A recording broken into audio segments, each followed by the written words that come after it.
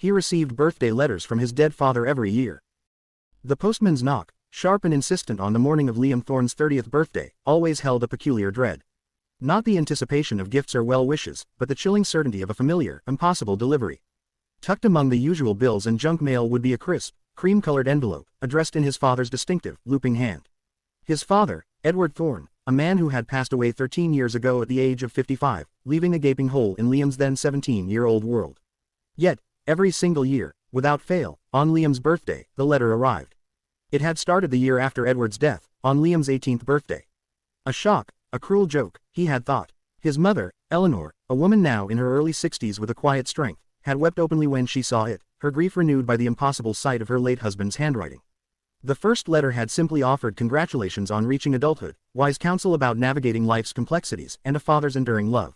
It was signed, simply, Dad. Each subsequent year brought another letter, a time capsule of advice, encouragement, and observations that seemed eerily prescient. They were never about the past, never mourning. They were always about Liam's future, his milestones, his struggles, his triumphs, as if Edward was watching, guiding, from somewhere beyond the veil. The sheer impossibility of it had, over time, shifted from a source of torment to a strange, almost comforting ritual. Liam would always open the letter alone, usually after everyone else had gone to bed, the house quiet, the only sound the rustle of the paper in his trembling hands. The first few years, he had searched for clues, for an explanation. He had obsessed over the postmark, the stamp, the type of paper. But everything was ordinary, mundane, offering no hint of the supernatural. The letters simply appeared, a testament to a love that defied death. For his 21st birthday, a time of newfound freedom and recklessness, the letter had warned him about a financial decision, a speculative investment he had been considering with a group of friends. Patience, my boy, the letter had read, some opportunities glitter but do not gleam.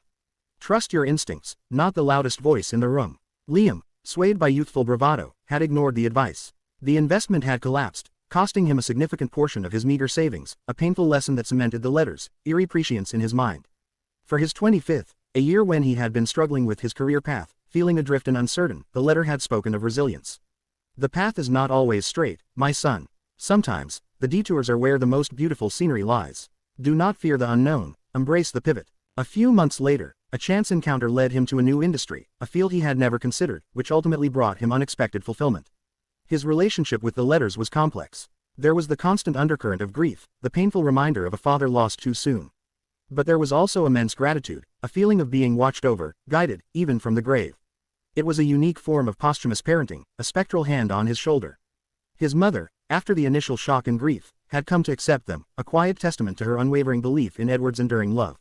She never read them, respecting Liam's private ritual, but she would always ask, with a gentle smile, did your father send his regards? Now, on his 30th birthday, Liam held the familiar envelope. His fingers traced the elegant curve of the L in his name. This year felt different. 30 was a milestone, a crossing into a new phase of adulthood. He wondered what wisdom, what warning, what comfort Edward would offer now. He waited until late that night. The house was silent, filled with the comfortable darkness of a sleeping home. He sat at his kitchen table, a single lamp casting a warm glow on the letter. He tore open the envelope. The paper rustled softly. The letter began, as always, with a simple, heartfelt greeting, my dearest Liam. But the content was unlike any he had received before. It wasn't a prediction of an event, or a piece of direct advice. Instead, it was a reflection, a meditation on the nature of choice and destiny. By now, my son, the letter read, you have likely realized that these words arrive to you from a place beyond the conventional flow of time. Do not fear, there is no magic or trickery in the way you might imagine. Rather, it is a testament to the enduring power of intention and the subtle interconnectedness of all moments. Liam's breath hitched. Edward was acknowledging the impossible, addressing the very nature of their strange communication. This was new. This was a revelation. When I knew my time was short, the letter continued, I spent countless hours, not in sorrow, but in quiet contemplation. I poured my deepest hopes, my most earnest wishes for your future, into these letters. I wrote them not as predictions, but as pathways, as possibilities. And I entrusted them to a force far greater than any of us, a current that flows through the fabric of existence, ensuring they would reach you at the precise moment they were needed most. A force, a current. Liam's mind reeled. His father, a grounded, practical man, had spoken of such abstract concepts. It felt like a door opening into a hidden chamber of his father's mind he had never known. The letter then shifted, becoming more personal, more vulnerable than any previous message. There is something I must tell you, something that has weighed on my heart, even from this distant shore. It concerns your grandfather, Arthur Thorne, who passed away when I was a young man, much like you when I left.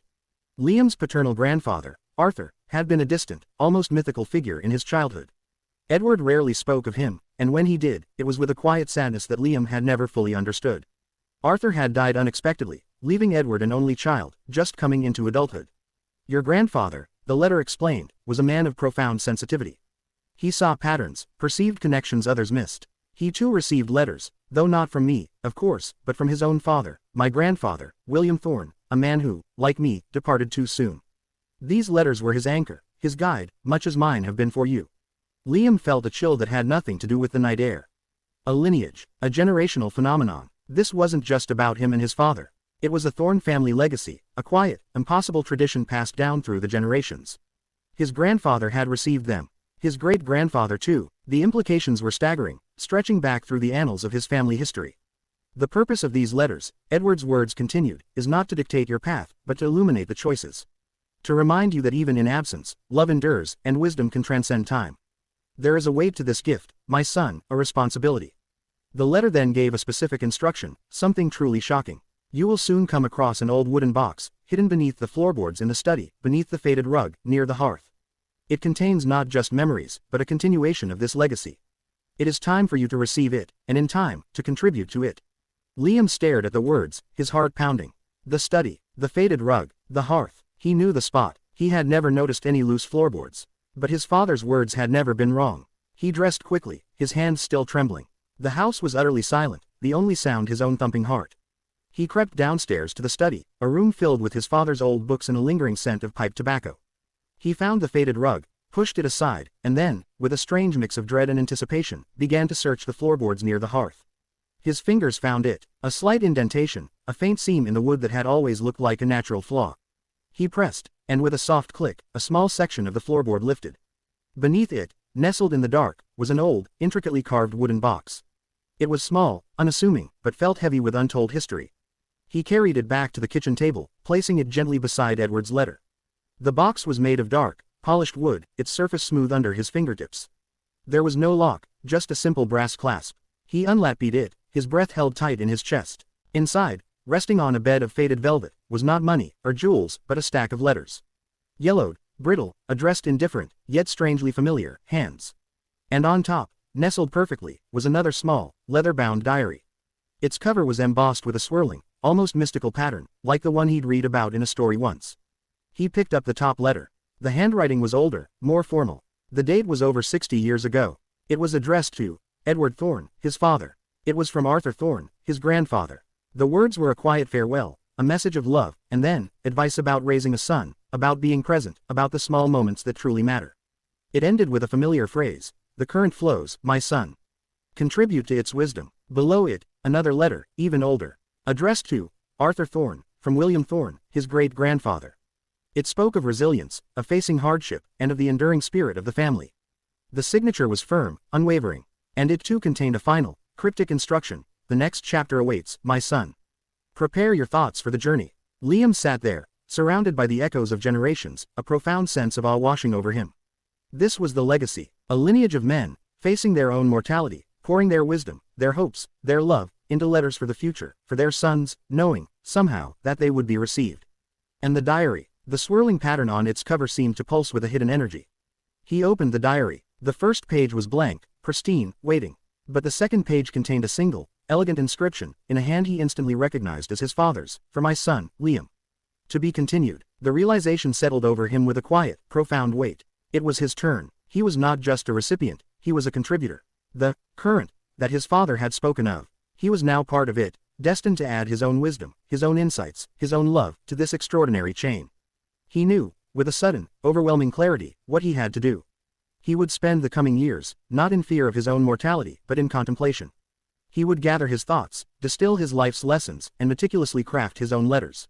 Letters for a son he might one day have, or a daughter, letters for a future he might never see, but would touch, through the enduring power of words and love. The weight of the responsibility was immense, but it was also a comfort.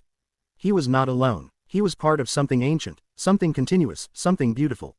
His father, his grandfather, his great-grandfather, were all there with him, whispering through the pages, guiding him. As the first rays of dawn crept into the kitchen, painting the room in soft hues of orange and pink, Liam carefully placed his father's final letter back into the box, alongside the letters from his grandfather and great-grandfather. He picked up the diary.